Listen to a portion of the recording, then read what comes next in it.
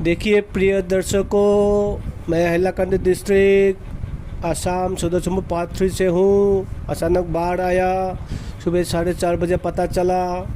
उसके बाद उसी दिन पूरा रहा। दूसरे दिन शाम 4 बजे धीरे धीरे पानी कम हुआ और रात को 2 बजे ख़त्म हुआ। पूरा पानी सूख गया, लेकिन पूरा गंदगी रख के गया है। उसको साफ़ करने में 3 दिन से ज़्यादा लग गया। अभी भी सफाई चल रहा है।